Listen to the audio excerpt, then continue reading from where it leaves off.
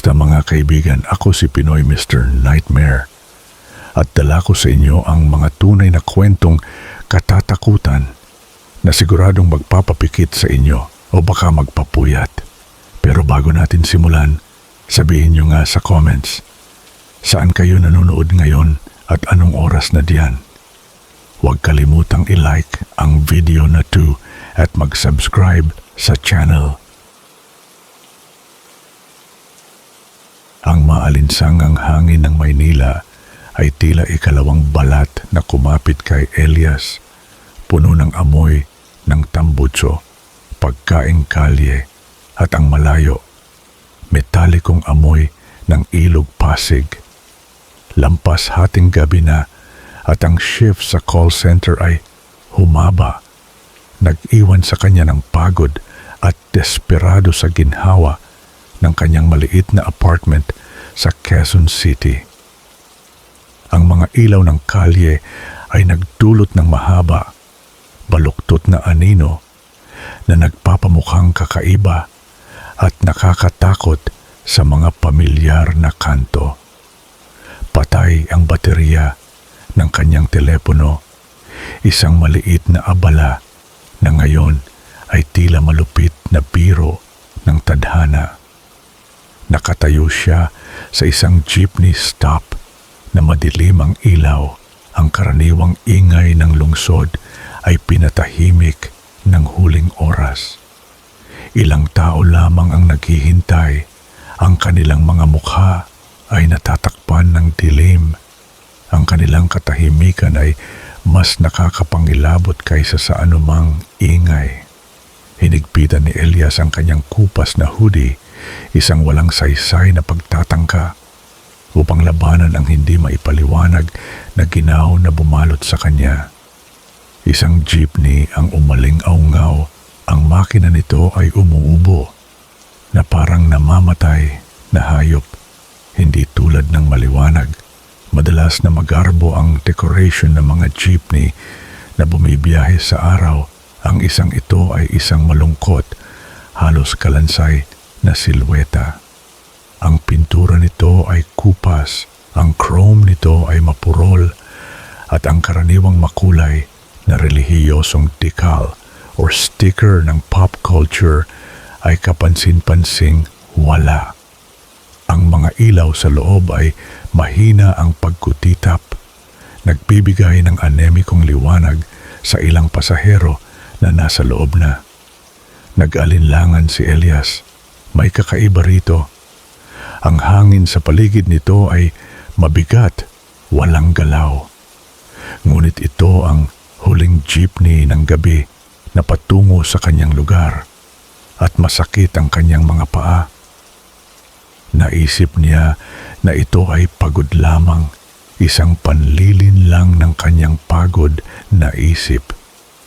Umakyat siya, ang mga metal na baitang ay umuungol sa ilalim ng kanyang bigat. Sa loob, ang kapaligiran ay makapal sa nakakabagabag na katahimikan. Ang mga pasahero ay kakaibang assortment. Isang matandang babae na nakakuba sa sulok. Ang kanyang mukha ay natatakpan ng belo ng itim na buhok. Isang binata na nakayuko ang ulo, tila tulog. Bagaman, ang kanyang kawalan ng galaw ay nakakapangilabot. At isang babae na nakasuot ng punit-punit na damit. Mahigpit na nakakapit sa isang balutan. Sa kanyang dibdib, ang kanyang mga mata ay malaki at hindi kumukurap. Walang nagsasalita. Walang ni isa man ang tila humihinga. Gumapang si Elias sa isang bakanting lugar malapit sa likuran. Sinusubukang iwasan ang pagtingin sa mata. Nagkapakapa siya sa kanyang pamasahe, ngunit ang driver, isang payat na lalaki na ang mukha ay laging natatakpan ng anino ng mababang bubong ng jeepney, ay kinawayan lamang siya ng kalansay na kamay. "Hindi na kailangan, boss. Umupo ka lang ng komportable. Ang kanyang boses ay tuyong paos, tulad ng mga dahon na gumagapang sa sementadong daan. Umusad ang jeepney, bumibilis ng hindi natural. Napansin ni Elias na hindi sila sumusunod sa karaniwang ruta. Sa halip na ang pamilyar na pangunahing kalsada, lumiko sila sa makitid, madilim na mga eskinita na kalagpas sa mga gumuguhong pader at mga abandonadong lote. Ang mga gusali ay nagiging mas luma, mas sirado ang kanilang mga bintana ay parang walang laman na mga mata na nakatitig sa gabi. Isang mahina na kasusulasok na matamis na amoy ang nagsimulang kumalat sa hangin, nagpapaalala sa nabubulok na mga bulaklak at iba pa, isang bagay na metaliko at nakakasakal. Gumalaw si Elias nang hindi komportable. Ang kanyang pagkabahala ay lumalaki tungo sa isang malamig na takot. Tiningnan niya ang ibang mga pasahero. Ang matandang babae ay nanatiling nakakuba, ang kanyang anyo ay hindi gumagalaw. Ang ulo ng binata ay nakayuko pa rin, ngunit ngayon isang mahina ritmo ng tunog ng pagkamot ang tila nagmumula sa kanya, tulad ng mga kuko na gumagapang sa kahoy. Ang babae na may balutan ay mahina ang pag-ugoy, ang kanyang mga mata ay malaki pa rin, ngunit ngayon isang mahina, halos hindi marinig na tunog ng pag-iyak ang nagmumula sa balutan na hawak niya. Ang puso ni Elias ay kumakabog. Sinubukan niyang sabihin sa sarili na imahinasyon lamang ito, isang bunga ng napakaraming horror movies at napakakaunting tulog. Ngunit ang katahimikan, ang detour, ang kakaibang mga pasahero, lahat ito ay sobra. Nagpasya siyang bumaba para po, sigaw niya, bahagyang pumiyok ang kanyang boses. Manong, para po. Hindi sumagot ang driver. Nagpatuloy ang jeepney sa walang tigil, bumibilis na takbo. Sumigaw ulit si Elias.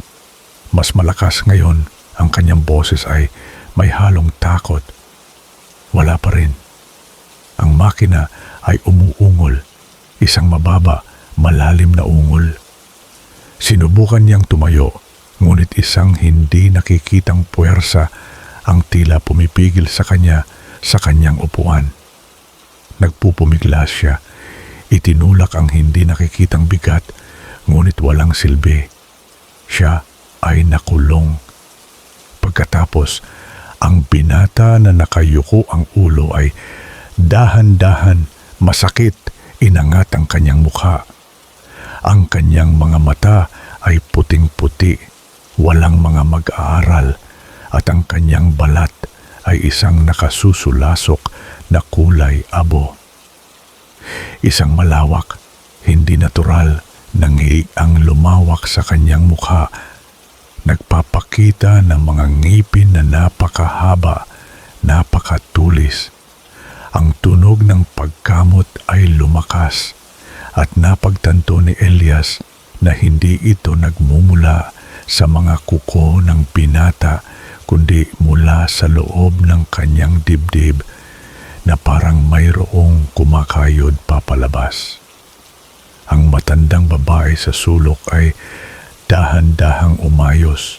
Ang kanyang itim na buhok ay humiwalay upang ipakita ang isang mukha na luma at tuyot. Ang kanyang mga mata ay nagniningas na may masasamang pulang ilaw. Ang kanyang mga labi ay gumalaw, bumubuo ng tahimik, malalim na mga salita. At ang babae na may balutan, sa wakas ay tumingin siya kay Elias.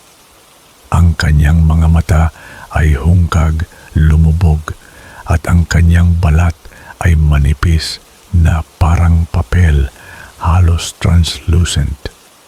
Dahan-dahan, sinasadya ay binuksan niya ang balutan. Sa loob, nakapaloob, sa nabubulok na tela ay hindi isang sanggol, kundi isang tuyot. Nakatatakot na fetus, ang maliit, maling anyo na mga paa ay kumukurap. Ang tunog ng pag-iyak ay lumakas, nagiging isang matinis. Masakit na iyak na tumusok sa mga tainga ni Elias. Ito ang iyak ng isang tiyanak, isang demonyong sanggol. Sumigaw si Elias, isang hilaw, primal, na tunog na nilamon ng umuungol na makina ng jeepney. Mahigpit niyang ipinikit ang kanyang mga mata. Nagnanais, nagdarasal, na ang lahat ay panaginip lamang. Nang imulat niya ang mga ito, nawala ang eksena. Ang mga pasahero ay bumalik sa kanilang tahimik, nakakapangilabot na anyo. Ang jeepney ay bumibilis pa rin sa hindi pamilyar na kalye. Nawawala na siya sa sarili. Kailangan niyang tumakas. Tiningnan niya ang bintana, nag-iisip na basagin ito at tumalon. Kahit na nangangahulugan ito ng tiyak na pinsala. Nang maghanda siya, biglang lumiko ang jeepney. Itinulak siya sa gilid. Sumalpok ang kanyang ulo at kinain siya ng dilim. Nagising siya sa matinding silaw ng fluorescent lights. Nakahiga siya sa isang malamig, nakatilid na sahig. Sa paligid niya, inaalagaan siya ng mga paramedic. Ang kanilang mga boses ay muffled. Disoriented siya. Baka malakas ang pagtama ng kanyang ulo. Narinig niyang sabi ng isa, "Nasaan ako?" Paus niyang tanong. Ang kanyang lalamunan ay hilaw. "Nasa ospital po kayo, sir. Nakita po kayong walang malay sa isang jeepney. Nakaparada ng ilegal sa isang abandonadong kalye. Wala na po ang driver at walang laman ang jeepney. Walang laman. Nanlamig ang dugo ni Elias. Naalala niya ang mga mukha, ang mga tunog, ang nakapananaig na takot. Sinubukan niyang magpaliwanag upang sabihin sa kanila ang tungkol sa mga pasahero, ang detour, ang tiyanak. Ngunit ang kanyang mga salita ay lumabas na balisa, walang saysay na pagbubulungan. Tumangulang sila ng may pakikisimpatiya. Iniuugnay ito sa pinsala sa kanyang ulo. Siya ay pinalabas na may concussion at reseta para sa mga pampakalma. Hindi na siya sumakay ng jeepney sa gabi.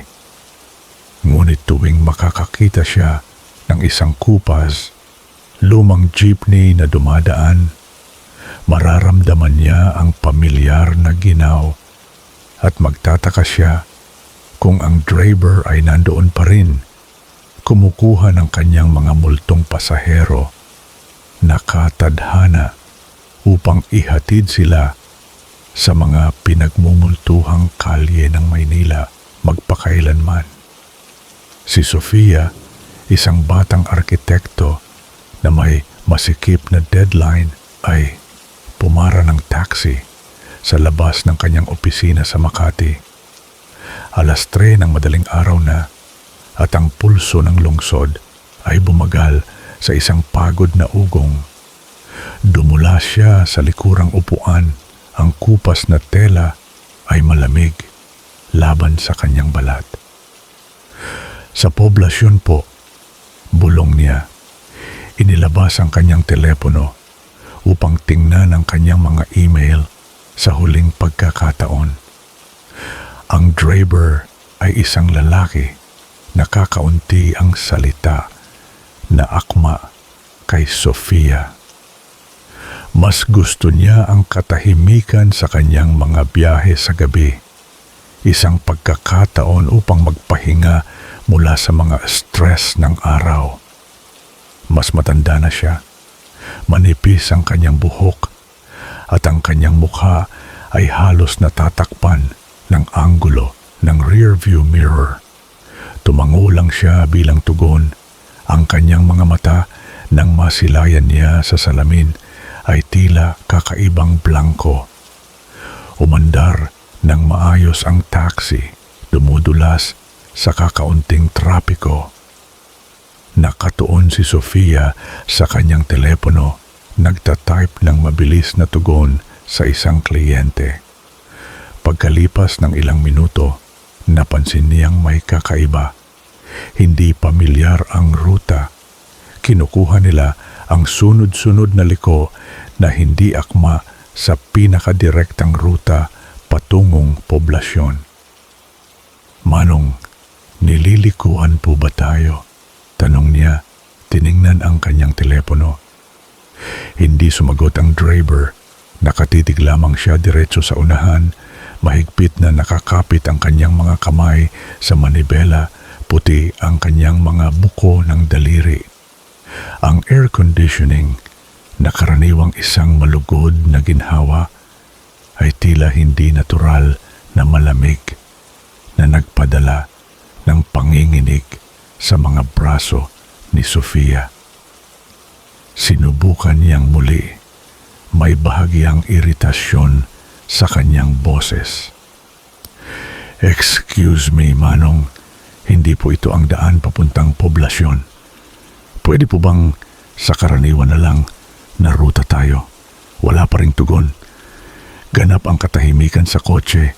Tanging ang mahinang ugong lamang ng makina ang bumabasag. Mabilis na nagbago ang inis ni Sofia. Sa isang panginginig ng pagkabahala, lumapit siya. Sinubukang tingnan ng mas mabuti ang mukha ng driver sa salamin. Ang kanyang mga mata ay blanko pa rin, hindi kumukurap. Ang kanyang balat ay tila hindi karaniwang maputla, halos waxy sa ilalim ng dim na ilaw ng dashboard. Isang kakaiba, mahinang amoy ang nagsimulang pumuno sa kotse. Halo ng lumang lupa, halo mikmig at iba pa. Isang bagay na nakakasakal at matamis tulad ng nalalantang liryo. Agad na binuksan ni Sofia ang bintana, ngunit ang amoy ay nagpatuloy, lumalakas. Inilabas niya ang kanyang telepono. Inilaan na gamitin ang isang navigation app, ngunit ang screen ay nanatiling itim. Sigurado siyang puno ang baterya. Sinubukan niyang i-on at i-off, ngunit hindi ito sumasagot. Isang alon ng takot ang bumalot sa kanya. Nag-iisa siya sa isang tahimik na taxi, kasama ang isang driver na hindi nagsasalita, sa isang hindi pamilyar na kalsada, at ang tanging koneksyon niya sa labas ng mundo ay patay. "Manong, itigil niyo po ang kotse." Sigaw niya, tumataas ang kanyang boses. "Gusto ko pong bumaba." Ang driver ay nanatiling hindi sumasagot. Ang kanyang kapit sa manibela ay hindi natitinag. Nagpatuloy ang taxi sa pagbilis. Ang mga ilaw ng lungsod ay lumabo sa likuran nila. Pinalitan ng nakapipighati na dilim ng tila isang kalsadang rural. Ang mga puno na nakahanay sa kalsada ay lumaki. Ang kanilang mga sanga ay bumubuo ng isang siksik na canopy na humaharang sa kakaunting sinag ng buwan. Ang puso ni Sofia ay kumakabog ng malakas. Sinubukan niyang hawakan ang pinto. Ito ay nakakandado. Sinubukan niya ang kabilang pinto. Nakakandado rin. Siya ay nakulong. Binuksan niya ang salamin na naghihiwalay sa kanya mula sa driver. "Palabasin mo ako! Buksan ang mga pinto!" Sa wakas ay gumalaw siya. Dahan-dahan, sinasadya ay lumingon ang kanyang ulo at ang kanyang mga mata ay sumalubong sa kanya sa rearview mirror. Hindi na sila blanco. Sila ay madilim, walang ilalim na hukay, walang sinasalamin na ilaw, walang emosyon. Ang kanyang mukha na ngayon ay ganap na nakikita sa ilalim ng dumadaang ilaw ng kalye ay payat. Ang kanyang balat ay mahigpit na nakahila sa matutulis na cheekbones. Ang kanyang mga labi ay isang manipis, walang dugo na linya. At pagkatapos, nakita niya ito. Isang mahina, halos hindi nakikitang kislap sa paligid ng kanyang ulo tulad ng isang baluktot na halo. Ito ang hugis ng isang babae, ang kanyang mahaba. Maitim na buhok ay umaagos, ang kanyang mga mata ay hungkag. Ang kanyang bibig ay nakabukas sa isang tahimik na sigaw. Isang white lady. Hindi lang siya reflection, kasama siya. Marahil ay bahagi pa nga niya. Sumigaw si Sofia, isang pigil na tunog ng purong takot. Sinunggaban niya ulit ang hawakan ng pinto, hinila ng buong lakas. Ang kanyang mga kuko ay kumakalmot sa malamig na metal. Biglang lumihis ng marahas ang kotse, itinulak siya laban sa upuan. Bumuka ang mga labi ng driver at isang mababa.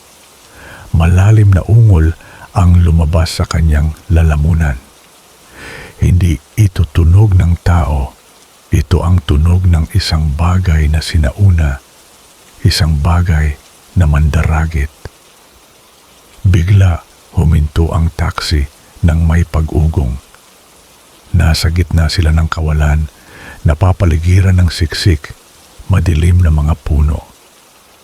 Namatay ang makina, inilubog ang kotse sa isang ganap, nakakasakal na katahimikan.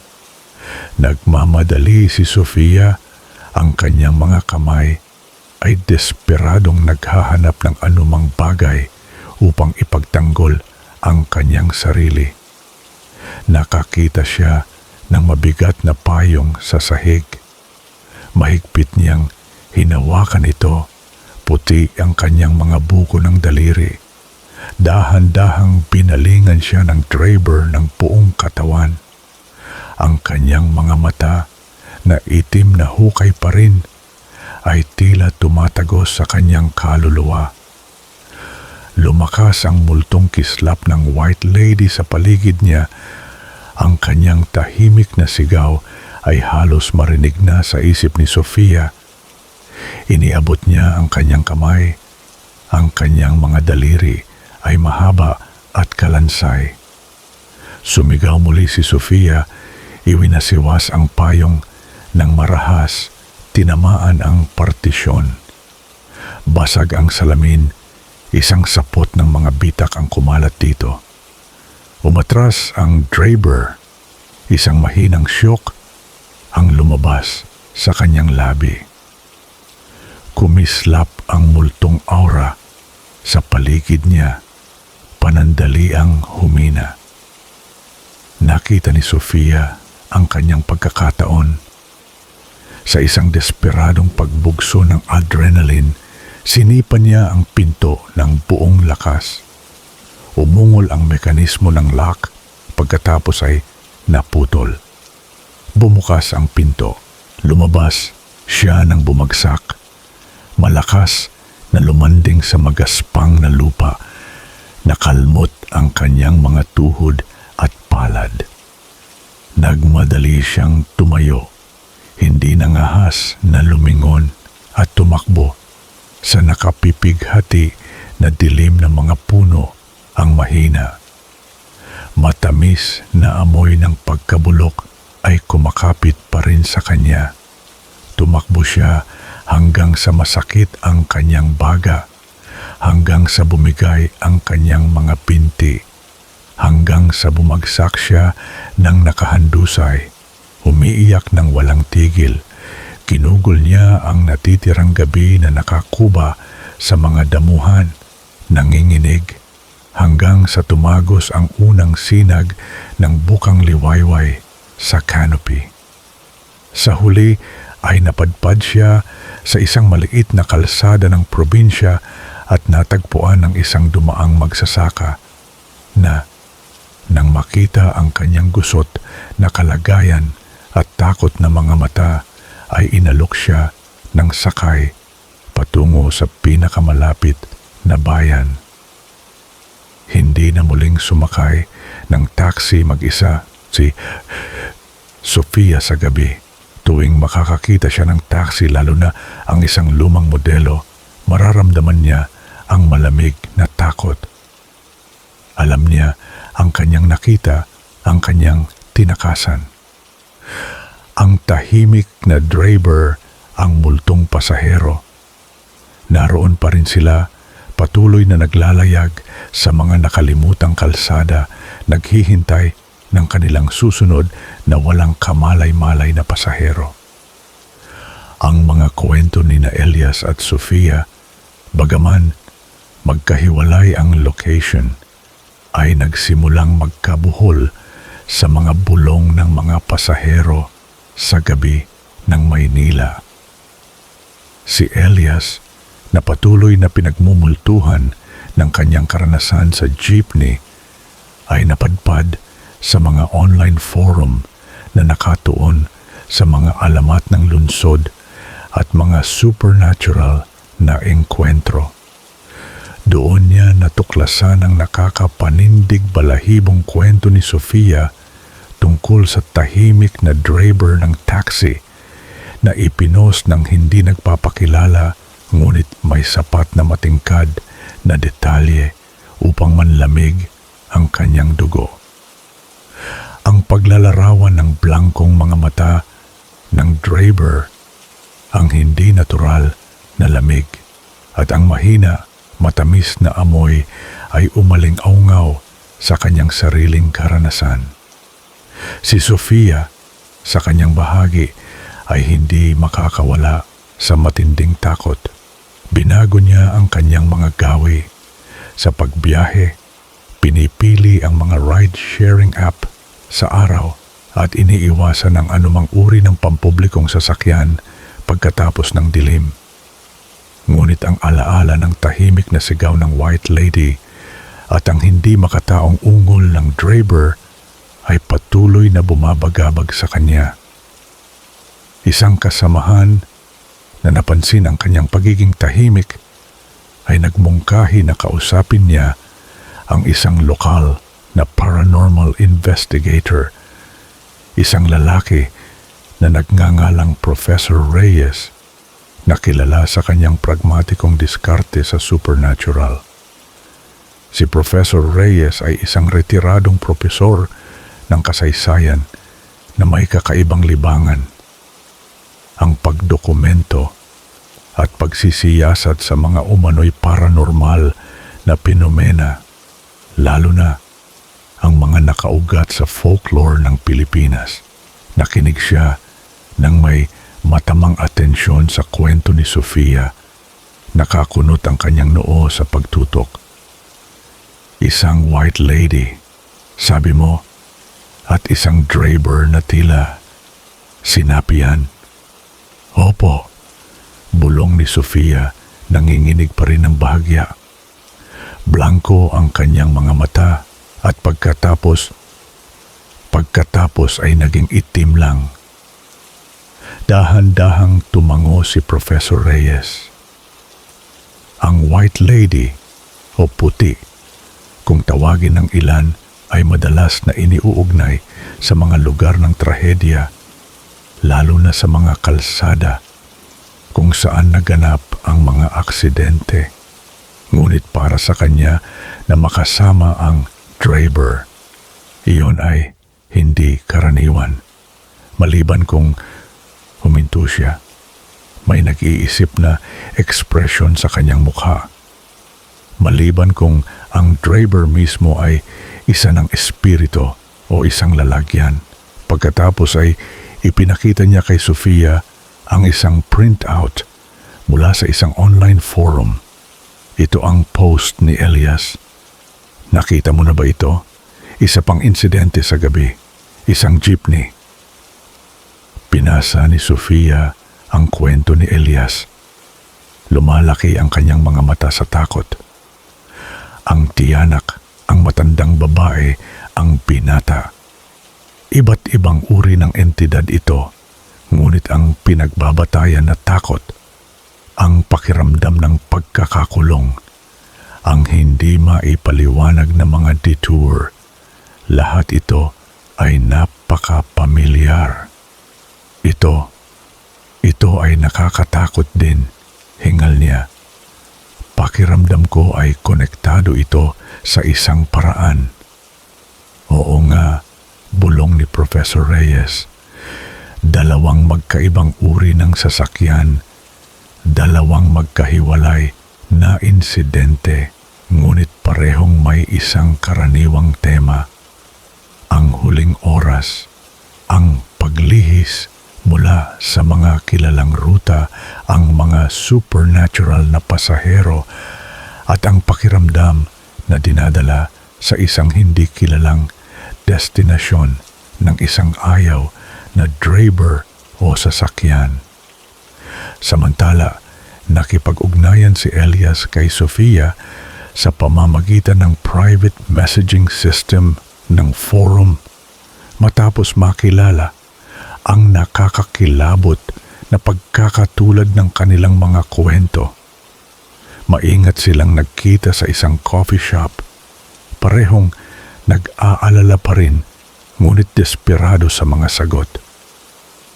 Akala ko mababaliw na ako, aminin ni Elias. Hinahalo ang kanyang kape ng nanginginig na kamay.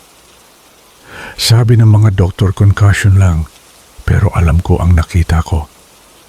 Ako rin, sangayon ni Sofia, mahina ngunit matatag ang kanyang boses.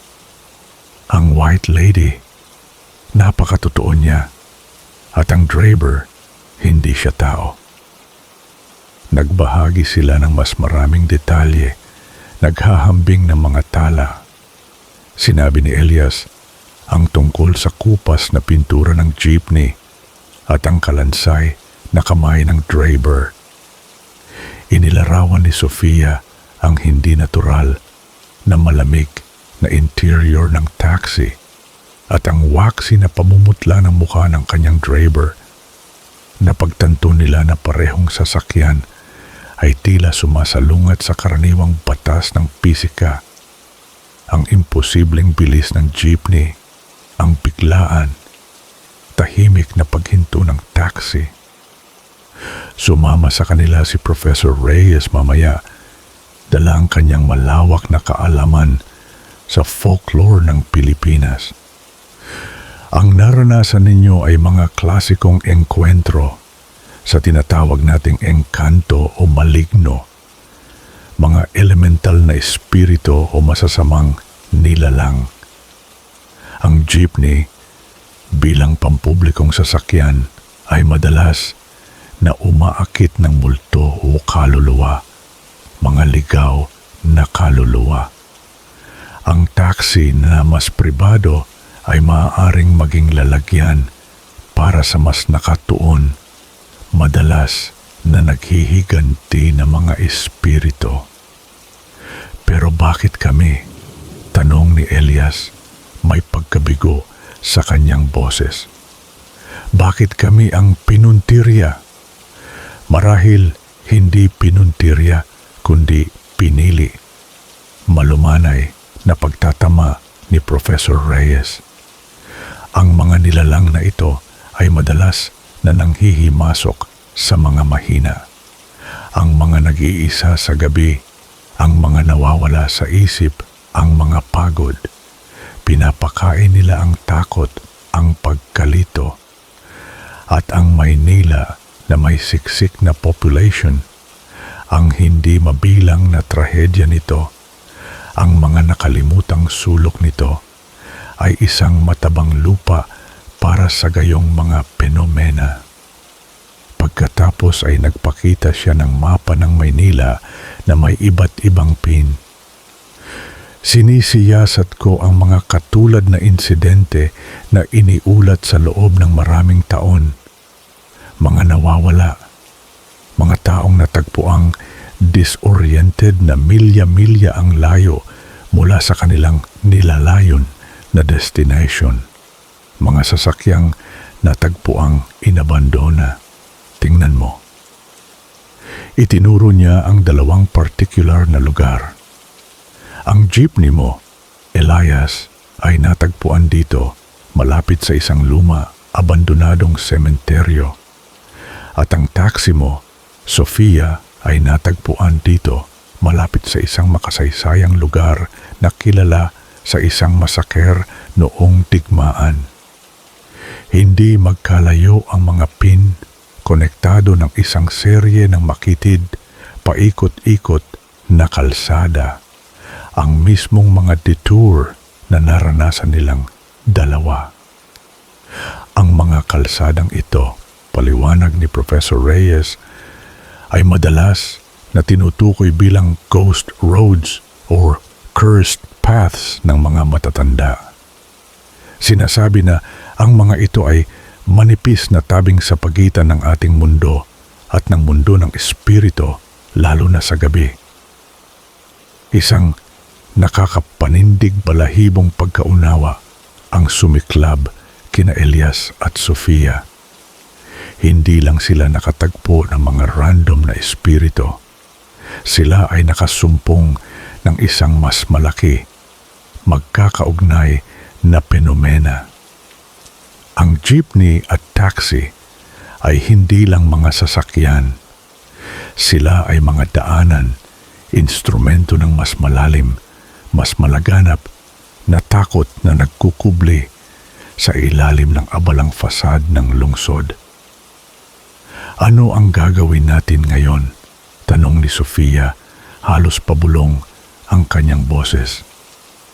Ang takot ay hindi na lang tungkol sa kanilang individual na mga engkwentro, kundi tungkol sa posibilidad na ang takot sa lungsod ay mas malawak kaysa sa sino man ang nangahas na aminin. Tiningnan sila ni Professor Reyes, seryoso ang kanyang mga mata. Susubukan nating intindihin, susubukan nating hanapin ang nexus, ang pinagmulan ng lumalaking dilim na ito.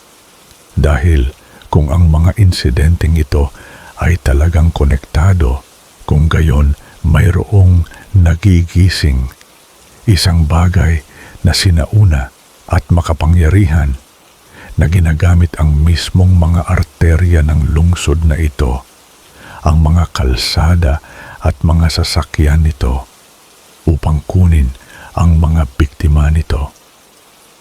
Ang tatlo sa kanila, isang hindi malamang na trio na pinagsama ng mga ibinahaging bangungot, ay alam na ang kanilang paglalakbay sa puso ng mga nakatagong takot ng Maynila ay nagsisimula pa lamang. Ang lungsod na minsan ay simbolo ng pag-unlad at buhay ay ngayon ay tila isang malawak, lumalaganap na libingan.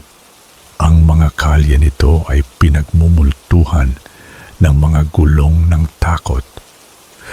Ang alyansa nina Elias, Sofia at Professor Reyes ay lumakas, pinagsama ng nakakapanindig balahibong katotohanan ng kanilang mga ibinahaging karanasan at ang lumalaking paniniwala na isang mas malaki, masamang puwersa ang kumikilos.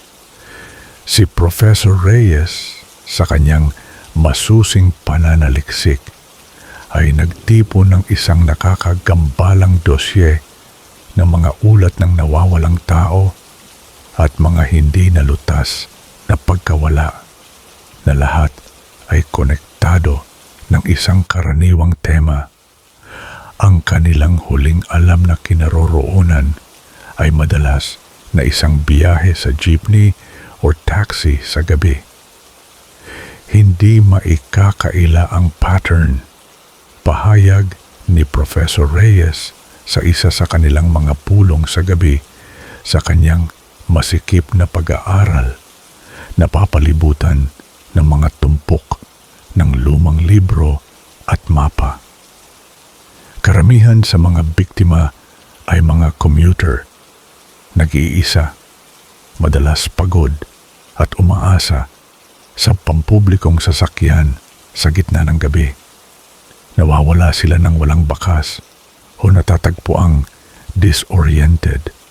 Milya-milya ang layo na walang alaala kung paano sila nakarating doon tulad ninyo.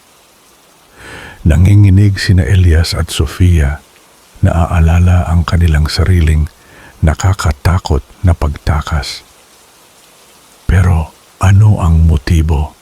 Tanong ni Elias, sinundan ng isang lumang clipping ng pahayagan na nagdedetalye ng pagkawala ng isang estudyante.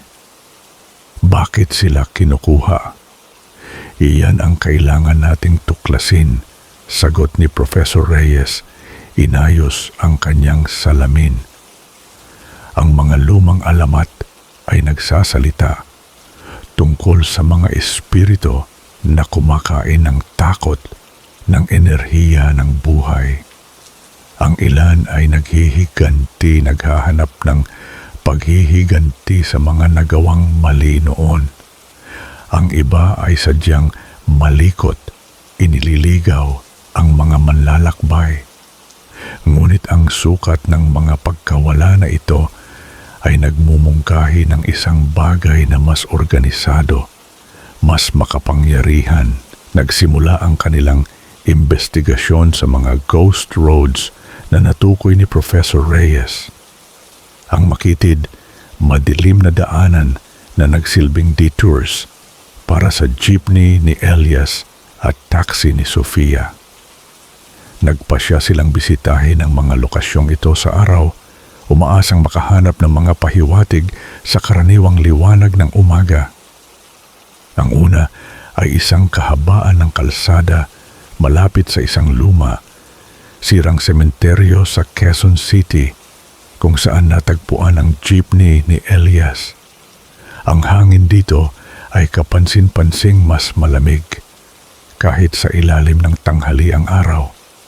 Ang mga puno ay sinauna, ang kanilang mga sanga ay baluktot at pilipit, nagbibigay ng walang hanggang anino. Itinuro ni Elias ang isang partikular na lugar. Dito ako nagising. Ang jeepney ay nakaparada dito mismo. Habang sinusuri nila ang lugar, may napansin si Sofia na kakaiba. Nakabaon sa tumigas na putik malapit sa tabi ng kalsada ang isang mahina, halos hindi makilalang bakas. Isang pattern ng mga ugat na nakakapanindig balahibong katulad ng pagkakaukit sa lumang libro na natagpuan ni Elias sa bahay ni Lola Elena sa nakaraang kwento. Profesor, tingnan niyo ito, tawag niya, itinuturo. Lumuhod si Professor Reyes, sinuri ng malapitan ang bakas. Ito ay kamangha-mangha. Mukha itong simbolo ng kapre sa ilang sinaunang teksto. Isang espiritu ng puno, madalas na iniuugnay sa matatanda, matataas na puno, kilala na umaakit ng mga manlalakbay at minsan ay nagnanakaw pa nga sa kanila. Kung ito nga ang marka ng kapre, nagmumungkahi ito ng isang makapangyarihan, teritorial na nilalang. Ang kanilang susunod na hinto ay ang makasaysayang lugar sa Makati, isang lugar kung saan iniwan ang taxi ni Sofia. Ito ay dating lugar ng pagpatay noong pananakop ng hapon. Ngayon ay isang tahimik, nabubulok na parke. Ang kapaligiran dito ay mabigat, puno ng nakapipighati na pakiramdam ng kalungkutan at nananatiling kawalan ng pag-asa. Itinuro ni Sofia ang lugar kung saan siya ibinaba. Dito mismo, at tumakbo ako sa mga punong iyon. Habang naglalakad sila sa parke, may nakita pang iba, si Professor Reyes. Malapit sa isang gumuguhong pader na bato, bahagyang natatakpan ng mga nabubulok na baging, ay isang maliit, kalawangin na metal na plato. Sa ibabaw nito, bahagyang nakaukit ang simbolo ng isang umiiyak na babae. Ito ay isang variant ng simbolo ng puti o white lady, paliwanag niya. Madalas na matatagpuan sa mga lugar ng matinding trahedya, lalo na kung saan nagdusa ang mga babae. Dahan-dahang nagkakabuo ang mga piraso. Ang jeepney at ang taxi tila ay hindi lang mga random na sasakyang pinagmumultuhan.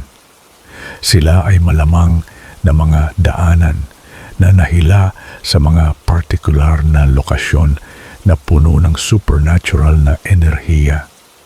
Ang mga nilalang na nakatagpo ni na Elias at Sofia, ang tiyanak, ang matandang babae, ang binata, ang white lady, ang kapre, ay hindi isolated na phenomena, ngunit marahil ay bahagi ng isang mas malaki, magkakaugnay na spiritual ecosystem. Para bang ang mga sasakyang ito ay tumatawid sa iba't ibang teritoryo ng supernatural. Bulong ni Sofia, tiningnan ang sementeryo at ang makasaysayang parke sa mapa. Ang bawat lugar ay may sariling nangingibabaw na espiritu o uri ng pagmumulto.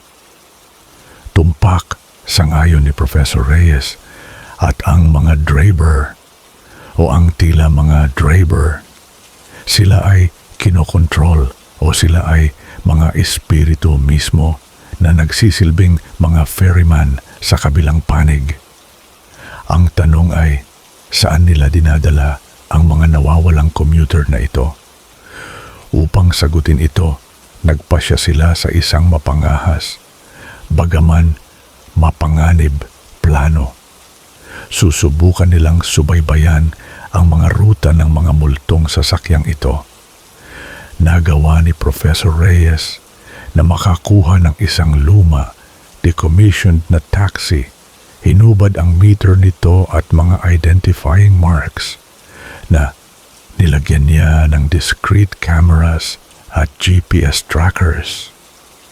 Ang kanilang layunin ay hindi ang sumakay dito, kundi ang sundan ito mula sa ligtas na distansya kung sakaling muli itong lumitaw.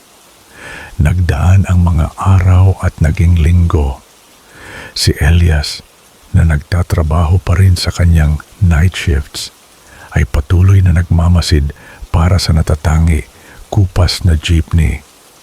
Si Sofia, bagaman takot, ay nagboluntaryo na tumulong sa pagbabantay sa huling alam na pick-up points ng taxi. Samantala, ipinagpatuloy ni Professor Reyes ang kanyang pananaliksik. Sinisiyasat ang mga sinaunang teksto at nakalimutang record. Naghahanap ng anumang pagbanggit ng isang nexus, isang central na punto, kung saan maaaring magtagpo ang iba't ibang supernatural na teritoryo. Isang gabing maulan, habang bumubuhos ang ulan sa lungsod, nakatanggap si Sofia ng balisang tawag mula kay Professor Reyes. Gumagalaw na, Sofia, ang taxi. Kakalabas lang nito mula sa karaniwan nitong pick-up spot malapit sa lumang simbahan. Sinusundan ko ito, patungo ito sa mga ghost roads. Lumabog ang puso ni Sofia sa kanyang lalamunan. Paparating na ako, sigaw niya, hinawakan ang kanyang mga susi.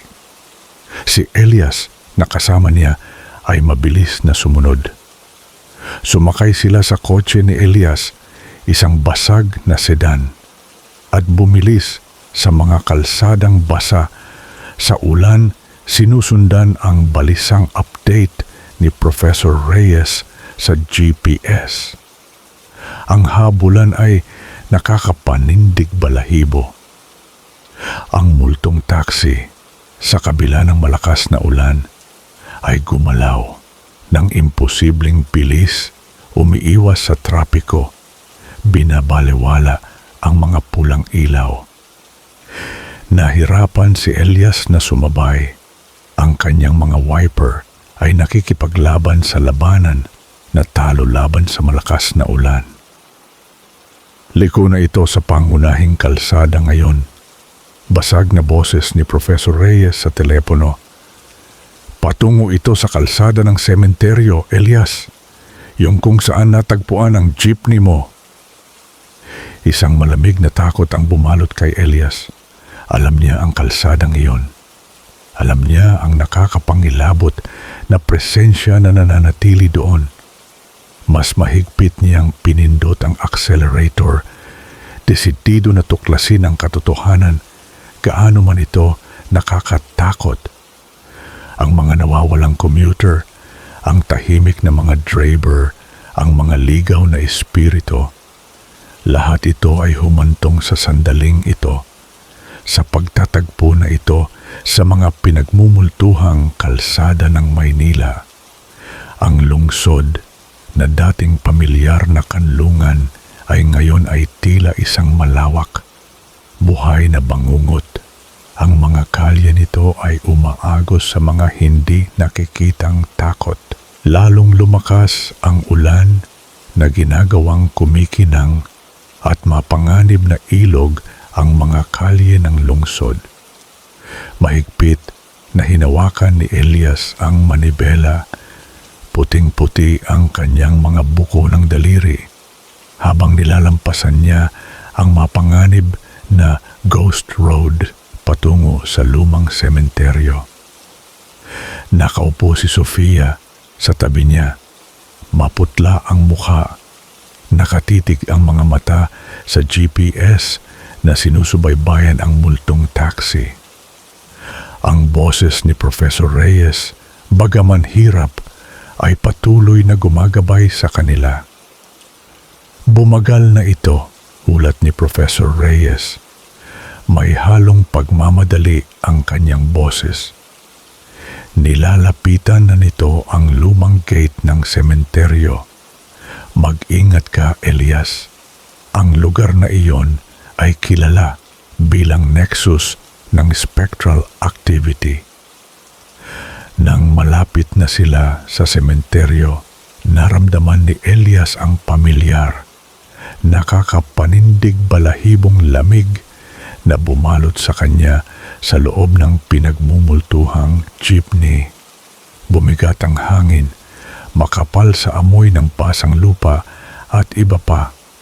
Isang mahina, matamis, nakakasakal na amoy na nakilala ni Sofia mula sa kanyang sariling nakakatakot na biyahe sa taxi. Ang mga puno na nakahanay sa kalsada ay tila kumukulo sa hangin. Ang kanilang mga sanga ay parang mga buto-butong braso na umaabot.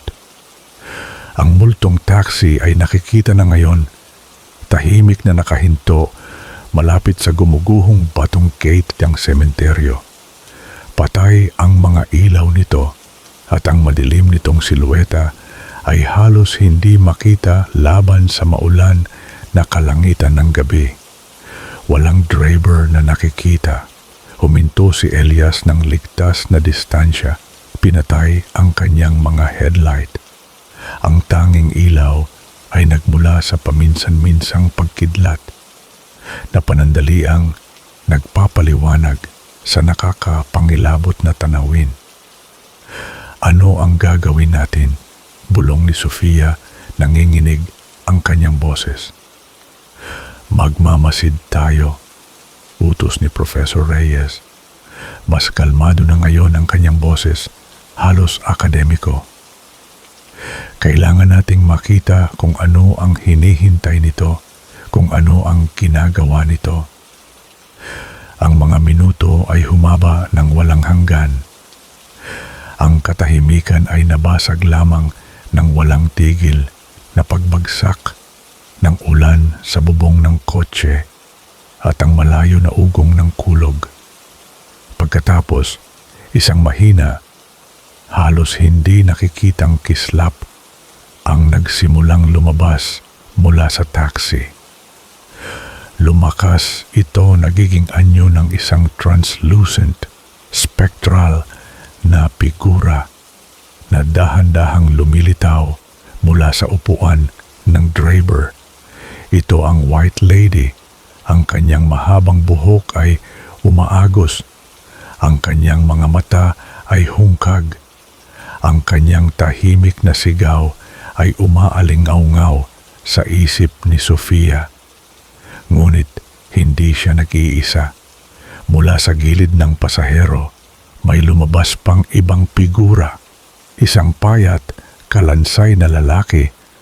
Ang kanyang anyo ay umaalon na parang usok. Agad siyang nakilala ni Elias, ang driver ng kanyang pinagmumultuhang jeepney.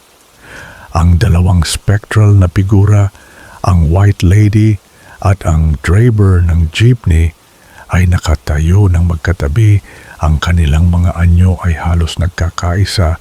Ang kanilang mga titig ay nakatutok sa gate ng sementeryo. Isang bagong, nakakatakot na pagkaunawa ang sumiklab kina Elias at Sofia. Hindi lang ito mga random na espiritu. Sila ay nagtutulungan, marahil ay magkasama pa nga sa isang karaniwan, masamang layunin.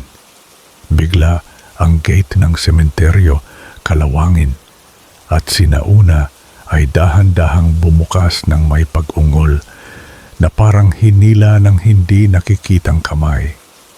Mula sa loob ng sementeryo, isang prosesyon ng mga anino na figura ang nagsimulang lumabas. Hindi sila malinaw sa una, ngunit habang lumalapit sila, nakilala nina Elias at Sofia ang kanilang mga anyo. Ang nakakuba na matandang babae mula sa jeepney. Ang kanyang mga mata ay nagniningas na pula. Ang binata na may puting mata at nakakamot na dibdib. At ang babae na may balutan na ngayon ay malinaw na nakikita bilang isang nakatatakot na tiyanak. Ang matinis nitong iyak ay tumagos sa bagyo. Nagtatagpo sila, bulong ni Professor Reyes. Ang kanyang boses ay puno ng nakakapaanindig balahibong pagkamangha. May hinihintay sila. Nang makarating ang prosesyon ng mga espiritu sa taxi, lumingon ang White Lady at ang driver ng jeepney. Ang kanilang mga anyo ay nagkakaisa palalo, nagiging isang solong, nakakatakot na nilalang. Isang baluktot, matangkad na figura na may mga sungay ng kapre, ang umaagos na buhok ng White Lady at ang mga buto-butong tampok ng driver ng jeepney. Ito ay isang fusion, isang nakakatakot na pagpapakita ng lahat ng mga takot na kanilang nakatagpo. Itinaas ng pinagsamang nilalang ang isang buto-butong kamay patungo sa sementeryo.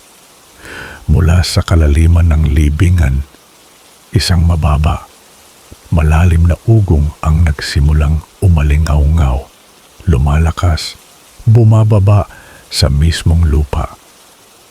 Ang hangin ay naging imposibleng malamig at ang matamis, nakakasakal na amoy ay lumakas, nagiging halos hindi matiis.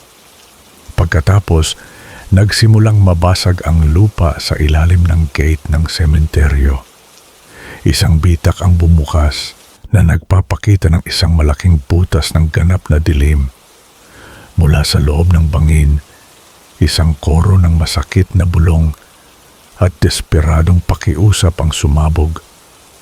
Ang mga boses ng hindi mabilang na nawawalang commuter nakulong sa loob.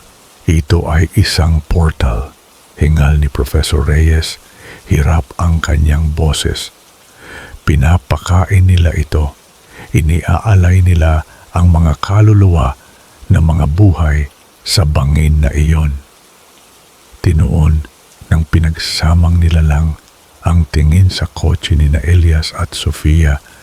Ang nagniningas na pulang mata nito ay tumatagos sa ulan at dilim. Alam nito na nandoon sila. Hinihintay sila nito. Isang alon ng purong walang halong takot ang bumalot kay Elias. Agad niyang binawi ang kotse. Umiikot ang kanyang mga gulong sa basang semento. Kailangan nating umalis, sigaw niya paos ang boses. Ngunit huli na ang lahat. Ang pinagsamang nilalang ay gumawa ng isang sulong. Imposibleng habang hakbang patungo sa kanilang kotse. Ang kamay nito na ngayon ay malaki at may kuko ay umabot. Ang mga daliri nito ay humahaba, umaabot sa kanila. Sinusubukan tayong hilahin nito, sigaw ni Sofia, idinidikit ang kanyang sarili sa upuan. Si Professor Reyes, na nakakagulat na kalmado sa harap ng gayong takot, ay naglabas ng isang maliit, masalimuot na inukit na anting-anting mula sa kanyang bulsa. Ito ay anting-anting, paliwanag niya. Apurahan ang kanyang boses. Isang proteksyon na anting-anting. Hindi ito mapipigilan, ngunit baka makabili tayo ng oras. Ibinato niya ito patungo sa papalapit na nilalang. Tinamaan ng anting-anting ang dibdib ng nilalang. At isang nagniningas, puting ilaw ang sumabog mula sa punto ng pagtama. Umatras ang nilalang, naglabas ng isang nakakabingi. Hindi makataong sigaw na umaling-aungaw sa gabi. Inalog ang mismong lupa. Ang portal sa gate ng sementeryo ay marahas na pumulso at ang mga bulong sa loob ay lumakas sa isang kaguluhan ng mga sigaw. Ang panandaliang paggambala na ito lamang ang kailangan ni Elias. Pinindot niya ang accelerator. Ang kotse ay sumulpot pasulong, papalayo sa sementeryo at sa nakakatakot na nilalang. Hindi siya lumingon. Ang kanyang mga mata ay nakatitig sa kalsada. Ang kanyang puso ay kumakabog ng marahas sa kanyang dibdib. Nagmaneho sila hanggang sa unang pahiwatig ng bukang liwayway ay nagpinta sa silanganing kalangitan hanggang sa muling lumitaw ang mga ilaw ng lungsod, hanggang sa ang mga tunog ng normal na buhay ay nagsimulang bumalik sa kanilang mga tainga. Ligtas sila sa ngayon. Ngunit alam nila, ang mga alamat ng lungsod ay hindi lang mga kwento. Sila ay buhay at sila ay kumakain. At ang nexus, ang portal sa lumang sementeryo ay ang puso ng pinakamalalim, pinakanakakatakot na lihim ng Maynila. Naharap nila ang pagkatawan ng takot sa lungsod at nakita sila nito. Ang paghihiganti ay darating pa. Ang engkwentro sa sementeryo ay nag-iwan kina Elias, Sofia at Professor Reyes na nanginginig ngunit determinado. Nasaksihan nila ang nakakatakot na katotohanan. Ang mga alamat ng lungsod ay hindi isolated na insidente, kundi mga pagpapakita ng isang malakas, nagkakaisang kasamaan na kumakain sa mga commuter ng lungsod. Ang pinagsamang nilalang, isang nakakatakot na pagsasanib ng white lady, jeepney driver at kapre ay isang hudyat ng isang mas malalim, sinaunang kasamaan. Hindi lang tayo pwedeng tumakbo, deklara ni Elias. Matatag ang kanyang boses sa kabila ng nananatiling panginginig sa kanyang mga kamay. Alam nitong nakita natin ito. Pupuntahan tayo nito. Tumango si Professor Reyes nang may pait. Tama siya. At kung patuloy na kakain ang portal na iyon, mas maraming tao ang mawawala. Kailangan nating pigilan ito. Tumindi ang kanilang pananaliksik. Sumisid si Professor Reyes sa mga obscure na teksto, sinaunang ritual at nakalimutang folklore. Naghahanap ng paraan upang isara ang isang spiritual portal. Natuklasan niya ang mga sanggunian sa isang bihira, makapangyarihang ritual na kilala bilang ritual ng mga nakakabigkis na ugat na sinasabing isinagawa ng mga sinaunang syaman upang pigilin ang mga masasamang nilalang at isara ang mga paglabag sa pagitan ng mga mundo. Ang ritual ay nangangailangan ng mga tiyak na sangkap, isang sakripisyo ng personal na esensya, isang simbolo ng pagkakaisa at isang koneksyon sa puso ng lupain. Ang puso ng lupain ay maaring ang Tree of Life sa Leyte. Iminungkahi ni Elias na naaalala ang kanyang nakaraang pagsubok. Pero ito ay Maynila. Ano ang puso nito? Ang puso ng Maynila ay ang kasaysayan nito, ang mga tao nito, ang kolektibong alaala at pagdurusa nito. Bulong ni Professor Reyes. At marahil ang pinakamalalim nitong sugat, ang sementeryo, ang lugar ng masaker. Ito ang mga lugar kung saan manipis ang tabing dahil sa napakalaking sakit at kalungkutan na nakabaon sa lupa. Ang pinakamahirap na bahagi ay ang sakripisyo ng personal na esensya. Hindi ito tungkol sa pisikal na dugo sa pagkakataong ito, kundi isang bagay na mas malalim, isang bagay na kumakatawan sa kanilang pagkatao at ang kanilang koneksyon sa lungsod. Si Sofia, na patuloy na pinagmumultuhan ng white lady, ay nagmungkahi, ang takot ko sa dilim ng lungsod. Kung malalampasan ko ito, tunay na malalampasan. Marahil iyon ang aking esensya. Si Elias, na naaalala ang iyak ng tiyanak, ay nag-alok. Ang aking pag-asa para sa isang ligtas na hinaharap, para sa isang lungsod na malaya mula sa takot na ito. Iyan ang nagpapatuloy sa akin, si Professor Reyes, na may malungkot na tingin ay idinagdag. Ang aking kaalaman, ang aking paghahanap ng pag-unawa sa mga sinaunang kasamaan na ito. Kung iaalay ko iyan, marahil ay sapat na iyan.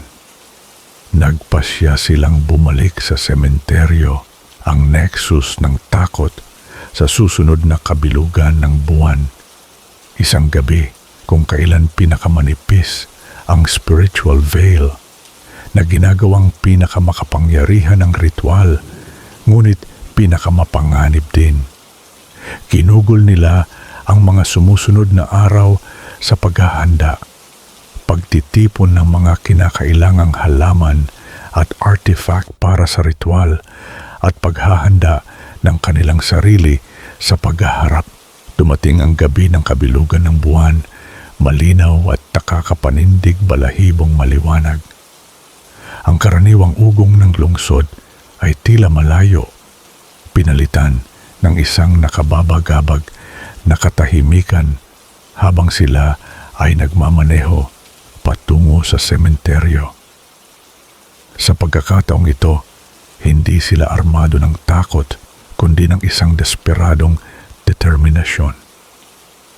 Nang malapit na sila sa gate, nandoon na ang multong taxi at jeepney, tahimik na nakahinto. Ang kanilang mga spectral na driver at pasahero ay muling nagpakita. Ang pinagsamang nilalang, mas nakakapangilabot sa ilalim ng buwan, ay nakatayo sa harap ng nakangangang portal. Ang pulang mata nito ay nakatutok sa kanila. Tila kumukuha ito ng kapangyarihan mula sa portal. Ang anyo nito ay nagiging mas solido, mas nakakatakot.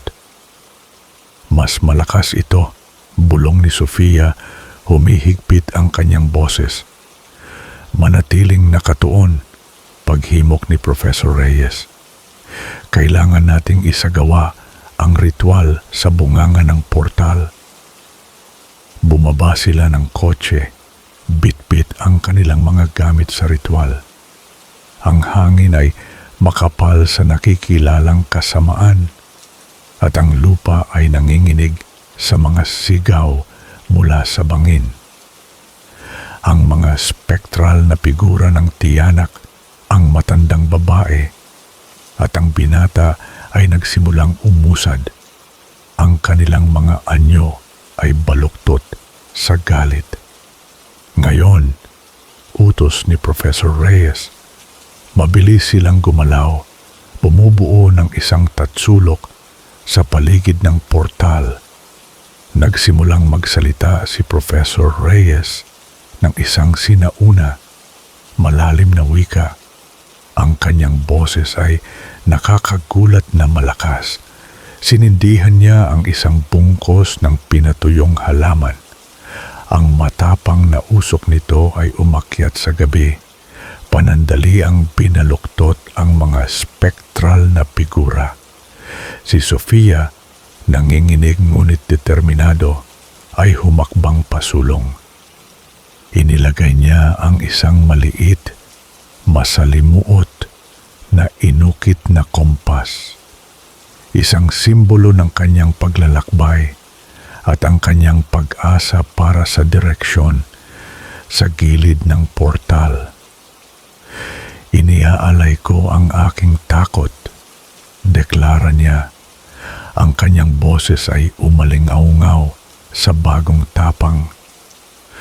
Ang takot ko sa hindi alam, ang takot ko sa dilim. Naway maging tapang ito at naway isara nito ang paglabag na ito. Habang nagsasalita siya, umalon ang anyo ng White Lady. Isang mahinang iyak ang lumabas sa kanyang mga labi. Sumunod si Elias, naglagay ng isang maliit na kalagay sa paso na punla, isang simbolo ng bagong buhay at paglago sa tabi ng kompas. Iniaalay ko ang aking pag-asa. Anunsyo niya, matatag ang kanyang boses. Ang pag-asa ko para sa lungsod na ito, para sa mga tao nito, para sa isang hinaharap na malaya mula sa takot na ito. Naway lumago ito at igapos ang dilim na ito. Habang nagsasalita siya, lumambot ang mga iyak ng tiyanak, bahagyang lumiit ang nakakatakot nitong anyo. Sa wakas, humakbang pasulong si Professor Reyes, inilagay ang kanyang pinakamahalagang pag-aari, isang sinauna, balat na nakagapos na journal na puno ng pananaliksik ng kanyang buhay sa tabi ng iba pang mga gamit. Iniaalay ko ang aking kaalaman. Intonado niya, nakatitig ang kanyang mga mata sa bangin. Ang aking pag-unawa sa nakikita at hindi nakikita, sa nakaraan at kasalukuyan. Naway liwanagan nito ang daan patungo sa pagsasara at naway isara nito ang sugat na ito. Habang nagsasalita siya, kumislap ang anyo ng spectral na driver ng jeepney. Ang buto-butong kamay nito ay nakakapit sa kanyang dibdib. Umingay ang pinagsamang nilalang, isang tunog ng purong sakit at pagsuway. Sumulpot ito patungo sa kanila. Ang malalaki nitong kuko ay nakalabas. Ngunit nang makarating ito sa gilid ng bilog ng ritual, isang hindi nakikitang hadlang ang tila nagtulak pabalik dito. Ang ilaw mula sa anting-anting na itinapon ni Professor Reyes kanina ay mahina pa ring pumupulso sa dibdib nito. Sinusunog ito. Nagsimulang kumulo ang portal. Ang mga sigaw mula sa loob ay lumakas. Pagkatapos ay dahan-dahan, masakit ay humina. Marahas na nianig ang lupa at ang mga puno sa paligid nila ay umayon na parang sa bagyo.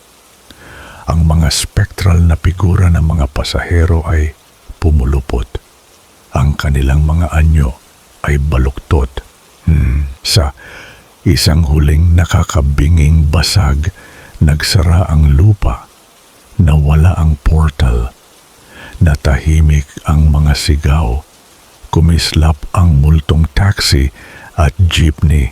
Pagkatapos ay nawala sa hangin. Muling natahimik ang sementeryo.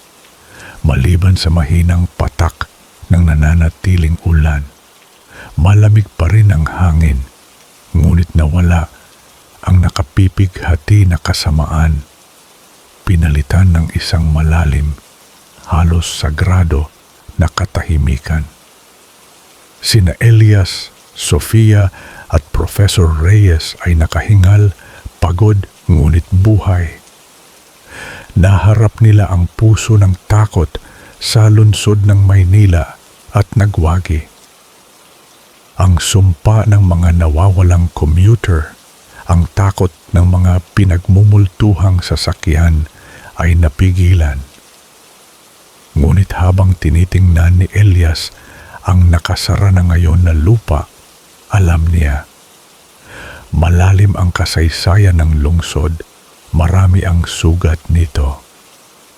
Ito ay isang laban na napanalunan, ngunit ang mga aling-aungaw ng nakaraan, ang mga bulong ng hindi nakikita ay laging mananatili sa abalang kalye ng Maynila.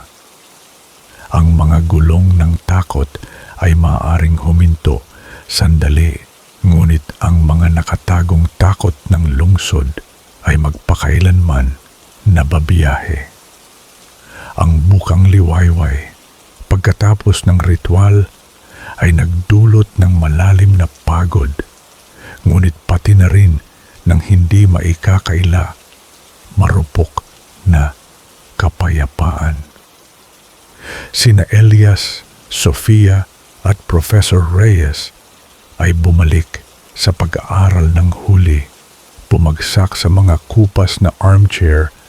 Ang adrenaline ay dahan-dahang nawawala mula sa kanilang mga katawan. Ang lungsod sa labas ay nagigising. Ang pamilyar nitong tunog ay isang malaking kaibahan sa kabilang mundo na katahimikan na kanilang iniwan. Tapos na, bulong ni Professor Reyes, paus ang kanyang boses. May ningning ng tagumpay sa kanyang pagod na mga mata. Nakasara ang portal. Nakagapos ang mga nilalang. Nakaramdam si Elias ng gaan na hindi niya naranasan sa loob ng ilang buwan. Ang patuloy na buhol ng takot sa kanyang tiyan ay lumuwag. Si Sofia, bagaman maputla pa rin, ay nakagawa ng mahinang ngiti. Hindi ako makapaniwala na gawa talaga natin. Ang mga ulat ng balita sa sumunod na mga araw ay kakaibang tahimik tungkol sa insidente sa sementeryo. Walang binanggit tungkol sa gumuhong lupa o nawawalang taxi at jeepney. Tila ang lungsod mismo ang nakipagsabwatan upang kalimutan ang takot, upang panatilihin ang ilusyon ng normalidad. Ipinaliwanag ni Professor Reyes na ang gayong mga kaganapan, kapag tunay na supernatural, ay madalas na walang iniiwan na pisikal na bakas o simpleng tinuturing na natural na fenomena ng mundo. Dahan-dahang bumalik sa normal ang buhay nina Elias at Sofia. Nakahanap si Elias ng bagong trabaho na may shift sa araw. Iniiwasan ang mga biyahe sa gabi na dati niyang nakagawian. Nakaramdam pa rin siya ng bahagyang pagkabahala kapag nakakita siya ng lumang jeepney o taxi, ngunit nawala na ang nakakapagparalisa na takot. Nagsimula siyang matulog ng mahimbing muli, malaya mula sa mga bangungot ng mga puting mata at umiiyak na mga sanggol. Si Sofia, ganoon din, ay nakahanap ng bagong layunin. Nagsimula siyang magboluntaryo para sa mga proyekto ng pagpapaunlad ng lungsod, nakatuon sa mga napapabayaang makasaysayang lugar na hinihimok ng pagnanais na magdala ng liwanag at buhay sa mga lugar kung saan dating kumalat ang dilim. Hindi na siya natatakot sa mga anino ng lungsod. Sa halip, hinahanap niya ang pag-unawa at pagpapagaling sa kanila. Si Professor Reyes, na pinasigla ng kanilang tagumpay, ay nagpatuloy sa kanyang pananaliksik na ngayon ay may mas malalim na pag-unawa sa pagkakaugnay ng supernatural na tanawin ng Maynila. Nagsimula siyang magdokumento ng iba pang localized na pagmumulto. Naniniwala na sa pamamagitan ng pag-unawa sa bawat piraso, mas mauunawaan nila ang mas malaki na katagong mundo na kasama ng kanilang sarili. Madalas niyang paalalahanan sina Elias at Sofia na habang ang pangunahing banta ay napigilan ang kasaysayan ng sakit at hindi nalutas na pagdurusa ng lungsod, ay nangangahulugan na maaaring laging lumitaw ang mga bagong pagpapakita. Ang ritual ng mga nakakabigkis na ugat ay nagtrabaho, ngunit hindi ito permanenteng pagpawi ng lahat ng kasamaan. Ito ay isang makapangyarihang pagpigil, isang pansamantalang kapayapaan sa isang walang hanggang digmaan sa pagitan ng mga mundo.